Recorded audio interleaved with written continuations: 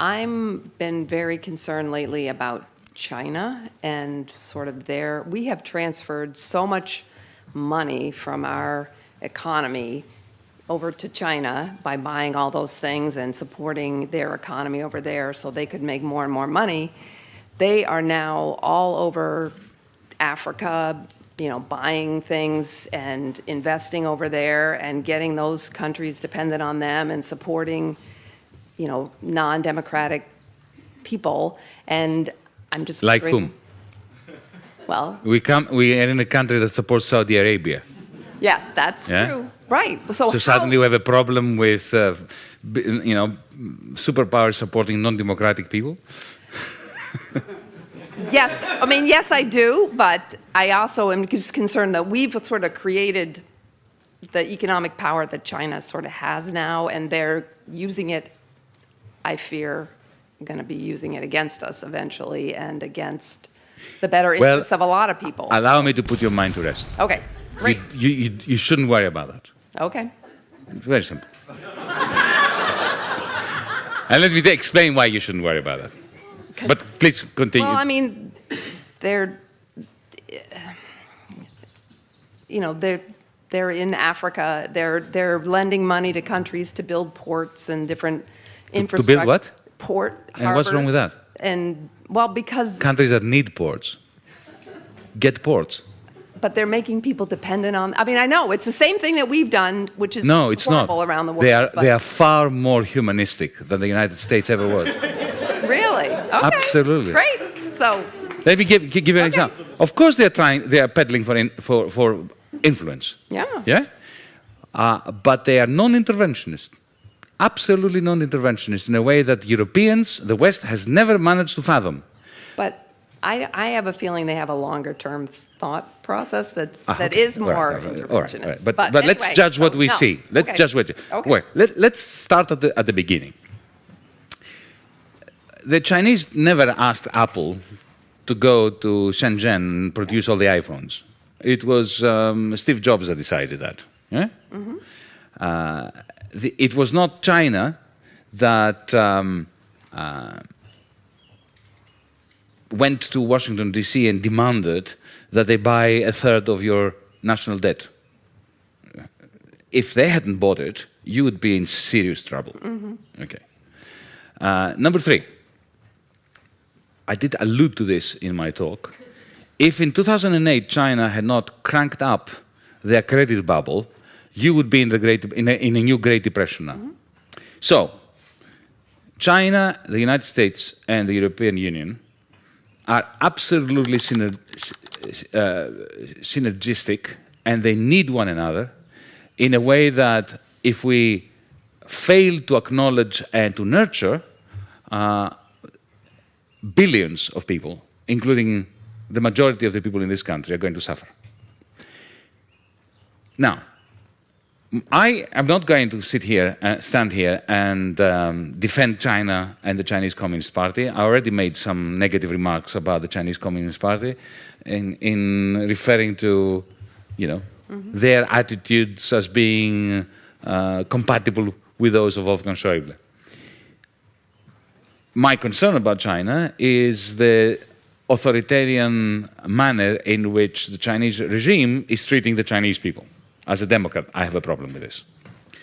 Mind you, I have to tell you that, from my understanding of China, it's a very interesting social experiment, in the sense that at the local level, or the regional level, you now have a boisterous democracy.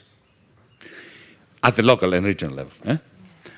Even with popular success stories in overthrowing local authorities, local bureaucrats who have been corrupt, who have been this, who have been that, who have been the other.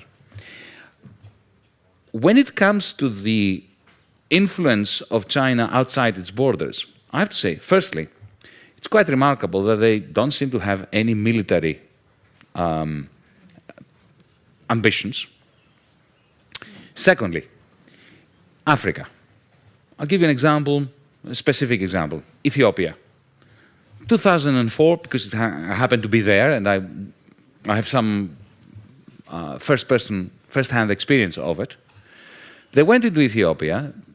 I'll tell you why they went into Ethiopia, because they suspected there was oil. Because China is a major industrial power, but it lacks primary resources. Now, instead of going into Africa with troops, colonially, destroying the country, killing people like the West has done for the last 100 years, what they did was they went to Addis Ababa and they said to the government, we would like, we can see you have problems with your infrastructure, we would like to build some new airports, upgrade your railway system, create a telephone system, and rebuild your roads. And we'll do this all for free. No strings attached. We don't want anything from you.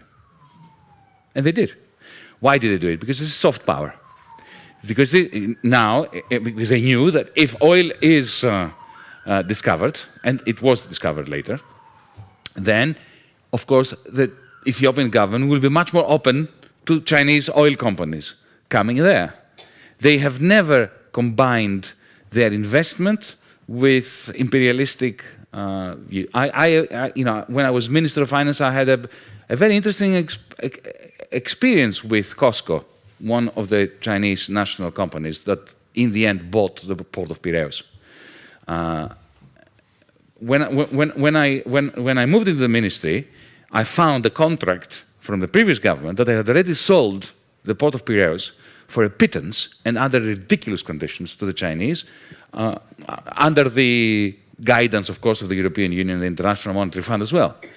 And in other words, as a minister, I was bound to a particular deal that was terrible for Greece.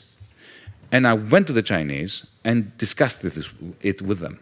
And I was really astonished. I said to them, look, you're paying too little, you're not committing to a sufficient level of investment, and you are treating our workers as fodder. You are effectively subcontracting labor to horrible companies that exploit the workers, and I can't deal with this. And effectively, I proposed to them to renegotiate the contract. So instead of getting 67% of the shares of the port, they would get with the same price 51. The remaining shares would go into the Greek pension fund system in order to bolster the capitalization of the public pensions. Secondly, I want you to commit to 180 million euros of investment within 12 months. And thirdly, proper collective bargaining with the trade unions and no subcontracting of labor. And to my astonishment, they said, okay. Can you imagine if that was a German company or an American company? That's why I'm saying I don't think you should worry. Okay, I won't. What do you guys think? Do you have anything to add on top of this conversation? Please leave your comment below. We would love to hear from you. Thank you for making it this far. If you like this video, you might want to share it with a like-minded friend. Thank you, and as always, stay blessed.